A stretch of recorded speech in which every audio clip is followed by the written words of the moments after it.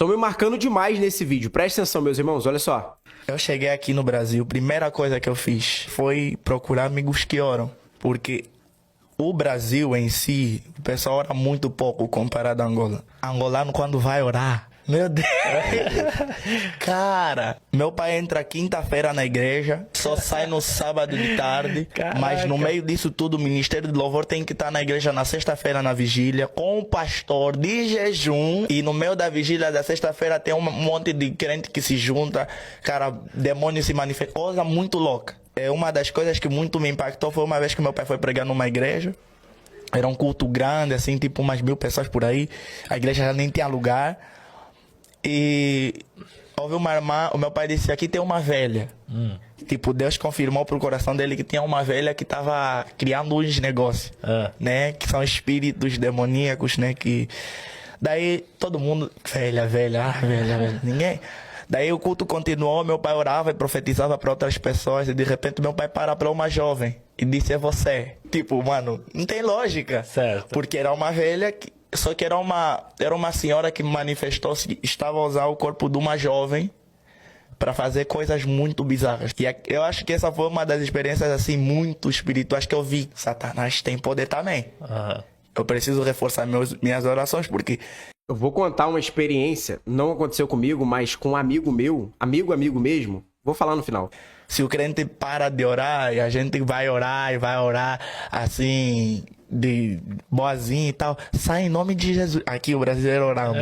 Eu te repreendo. Sai. Não, cara, não. Nossa luta não é contra a carne nem sangue, mas sim contra as potestades e principados do mal, né? Daí a moça lá se manifestou da igreja. Meu pai disse, eu vi sobre você um dragão. Eu vi um espírito muito forte. E a moça lá se manifestou e tal. Pá! Demônio quando se manifesta, querendo bater, cara. 5 homens de um lado, 5 homens do outro. Ela fazendo isso, deixar cair todo mundo. E daí eu fiquei preocupado. Minha mãe repreendendo. Cara, o meu pai disse, para aí, em nome de Jesus. Os demônios não são sujeitos. Ela parou. Daí o que acontece? Ela para e o meu pai disse, já que você... Ela já tava... O pessoal da intercessão pegando ela, já tava uns 30 minutos dando trabalho. Meu pai já tava assim... sai daqui! O que acontece? Naquele culto, meu pai olha pra ela e fala, eu quero ver esse espírito do demônio se materializando. Eu aquele dia, eu já pensei, se ela já puxou 5 daqui do braço, 5 do outro, quanto mais o espírito que tá sobre ela? Meu pai disse, sobe aqui no altar.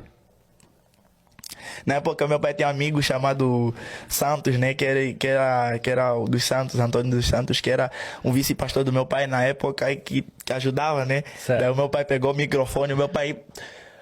Aí olhou pra ela e disse, eu quero ver o espírito do dragão se manifestar. Cara, eu nunca vi. Eu nunca vi. Cara, eu sou crente há muito... Eu nasci na igreja, Omar. Mas eu nunca... Ela levitou, mano. Eu fiquei... Eu próprio, cara, desceu um temor que não é temor de Deus. Tipo, Satanás queria tocar todo mundo lá da igreja e tudo mais, causando assim um certo temor e medo. Só que o meu pai disse, eu já vi, por isso eu perguntei. Naquele dia, horas antes, o meu pai estava no monte. E esse mesmo espírito se manifestou no monte, trazendo dores sobre o corpo do meu pai. E cara... Espiritualidade em África não é filme, é realidade. Uma dica para quem quer fazer obra missionária em Angola, África e tudo mais, cara. Antes de juntar grana para viajar, ore. Sério, cara, ore. Então tá vindo de alguém que Porque vem de lá, tá? não é fácil. É sincero isso aqui, cara. A primeira vez que o meu pai e eu escrevemos a primeira canção que eu tenho, que até hoje eu sinto uma certa dificuldade para cantar de volta. No mesmo dia, eu cheguei em casa, meu cachorro morto na minha porta. No outro dia, alguém se manifesta no culto e fala, eu vos avisei para não cantar. Caraca. Cara, é algo muito físico, cara. Não é algo do tipo... que você... Cara, os demônios sabem o teu maior podre. Os demônios estão ao teu derredor, mas os anjos do Senhor estão ao teu redor para te proteger. Se você não orar... É, irmão, se tem gente que duvida do mundo espiritual, tem gente que acha que é uma falácia, né? Mas é aquilo, é uma opção sua duvidar, porém é um dever nosso em te avisar que o mundo espiritual é mais real do que você pensa. É o que eu sempre venho dizendo. O que nós vivemos aqui é uma espécie de uma Matrix. O que acontece mesmo, onde um negócio pega, é no mundo espiritual. E antes que alguém fale alguma coisa, vocês estão ouvindo de uma pessoa que veio de lá, tá bom? Vocês estão ouvindo da boca de uma pessoa que veio de lá. Irmão, sobre a experiência, vou contar de uma vez para eu não esquecer. Esse amigo meu, quando ele foi orar por uma mulher em uma casa, uma jovem, tá? Eu tô falando uma jovem. Quando ele começou a orar, o Espírito manifestou sobre a vida daquela jovem, de modo que o rosto dela começou a enrugar. Eu me arrepio só de falar, irmãos. O rosto dela começou a enrugar, e começou a ficar num aspecto de uma velha mesmo, de uma velha, sabe? De começar a criar rugas, de começar o rosto a envelhecer, e mostrar ali de uma aparência de uma pessoa de 70 anos, 80 anos. Gente, é algo surreal mesmo. O mundo espiritual não é brincadeira, é algo sério, sabe? E isso aí é fichinho, em vista de várias e várias outras coisas que eu já vi, já presenciei. Isso aí aconteceu com um amigo meu, não foi comigo, mas eu já vi, já presenciei muita coisa. Quando eu congregava na Assembleia de Deus do Ministério de Madureira, existia um grupo lá que tinha um quartinho de oração, chamado Quartinho de Oração. E, meus irmãos, coisas sobrenaturais aconteciam lá.